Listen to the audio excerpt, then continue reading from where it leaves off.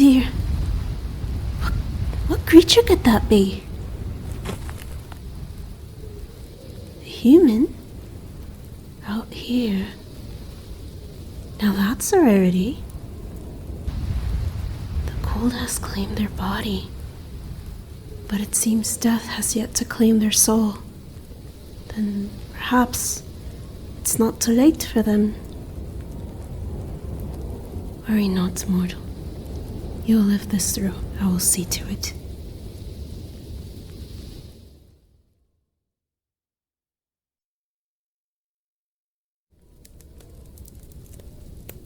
Welcome back. You did knock on death's door, but no, you're certainly alive. No life goes to waste on my land, not if I can help it.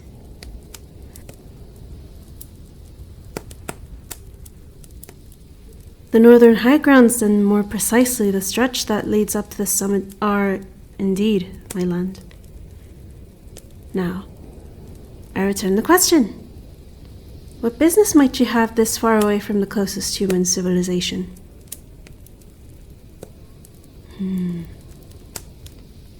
Misfortune still follows you here, it seems. Well, your fate is not sealed just yet. But I won't say things are going to be easy if you can't even remember your own name, will I? But then again, what is the last thing you do remember before collapsing in the snow?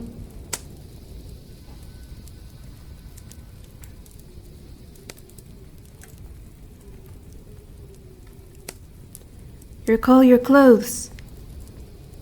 That is interesting, but yes. I took the liberty of getting you out of your previous wear. I waited for your skin to dry before putting these ones on you. I understand that humans can be quite conservative and protective of their bodies. However, it was necessary. I hope you won't hold it against me. Glad to hear we're on good terms. No, you heard me right. I spoke of humans as though I am not one. That is simply because I am no human. I am not sure how to put it, but you may think of me as a spirit if you like. I roam these lands through day and night to ensure the balance of nature is maintained. Yes, nature does maintain itself indeed. I happen to be part of it to make sure the statement remains true around here. You do not believe a single word I've uttered, did you? I can see it in your eyes. These spirits are not very acquainted with your kind, sure, but you are not that hard to read. No apologies needed. Offending a spirit is actually not as easy a deed as you may think. Going back to my previous question, is there anything at all you can remember? I see. No worries. Take all the time you need and rest assured, no harm will come to you while you're in my care. You may thank me once you're back on your own feet.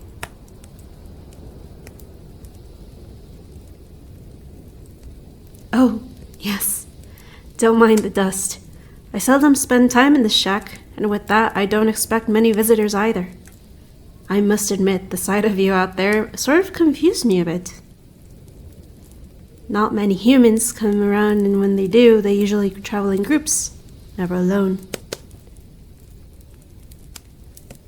People and creatures that don't get along with the cold know better than to venture here without good reason.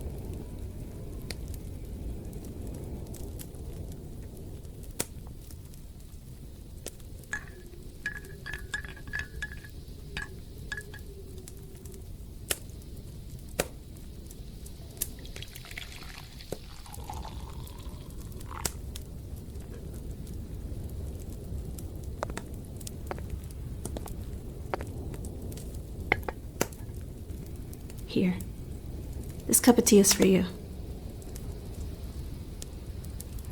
I told no lies. I merely amble these grounds with no mortal needs or wants.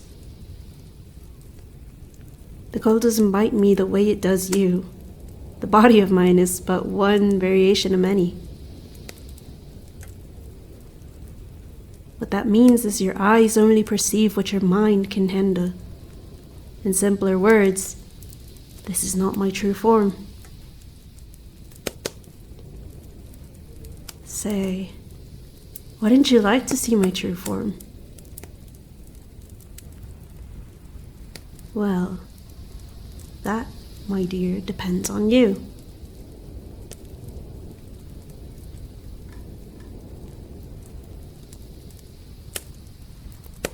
Don't think too much about that for now. Focus on resting. Once the storm dies down, I will guide you back to a safe place for you to seek better help. Does it? I am glad you like the taste. The herbs I used were left by a forest spirit passing through here during spring, as a gift of sorts. No, they were no family to me.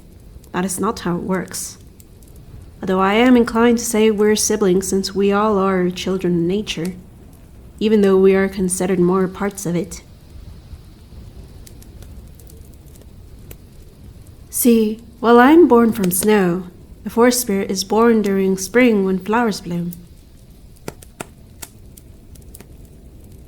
My eyes? Why, yes. They're of a unique color.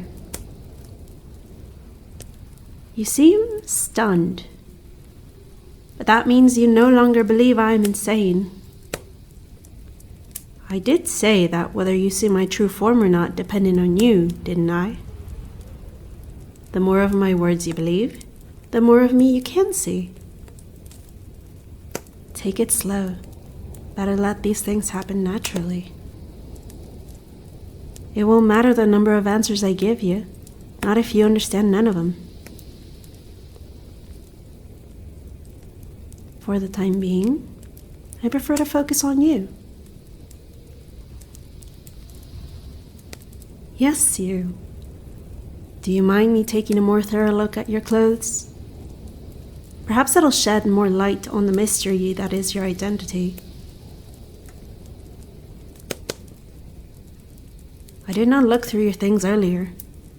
I had no way of asking for permission to, and besides, your clothes were drenched, but they must all be dry by now.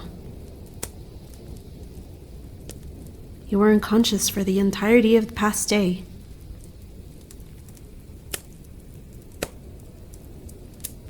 Now that is an interesting question.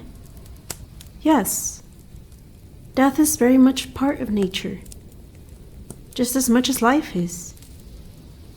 Spirits interfere with mortal affairs all the time. Your case is no exception to me. We can come to people's aid in different shapes, so why would we not? If my duty is to maintain the balance of things around here, then stumbling upon you out there was a part of my role. Well, look at it this way. If I hadn't found you first, then yes, you would have been meant for death to collect. But I found you first. And that means you still have things to do among the living. Why don't we start with this?